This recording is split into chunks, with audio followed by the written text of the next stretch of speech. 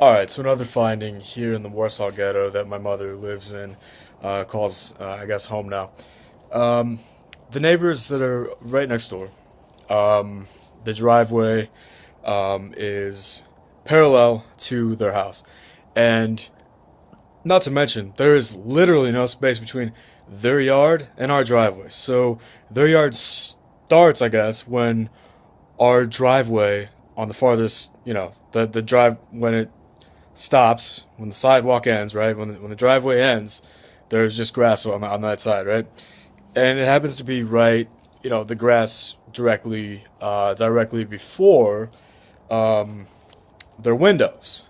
And I've noticed this a few times, and I don't know if I'm like overhearing things or just kind of getting that vibe. You know what I mean?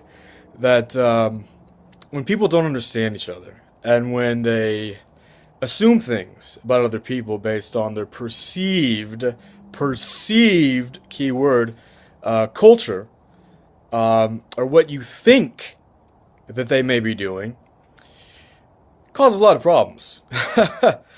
And I can't even take the trash out to go in between my car and the house because our driveway is so thin that between the car and my house, I couldn't put the trash can. It doesn't fit through there.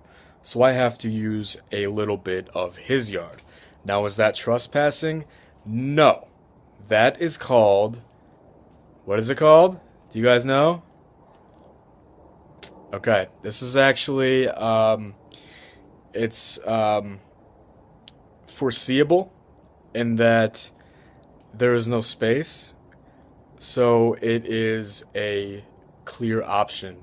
And that means that in a court of law, it would always hold up as not trespassing, but just trying to get by. Okay? So, I don't know, again, this guy's never said one word to me. I think maybe he's talking to my brother, I'm not sure. And again, me and my brother are far different people. For example, we're 8 years apart. He plays Call of Duty a lot. I've never played in my life. Um, so, there's that.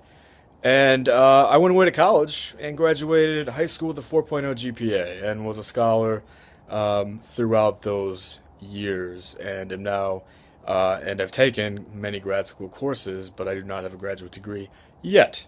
I also have a congressional internship lined up, and I'm going to Israel next week. For example, my brother has never been out of the country and has apparently graduated high school, but is not enrolled in college yet. So you can't assume people are all the same. You can't assume families are all the same, or a certain culture of people, right?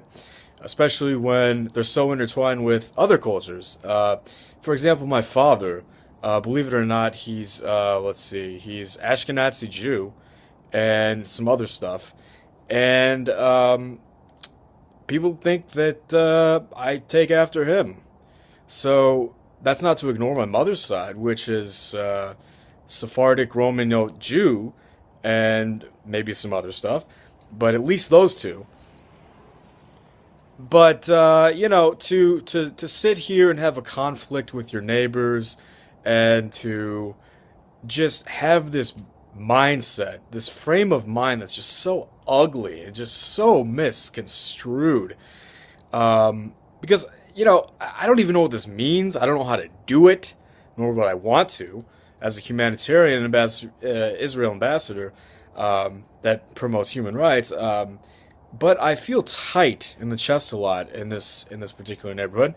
I've heard people call it like a shell shock, and that can't be legal.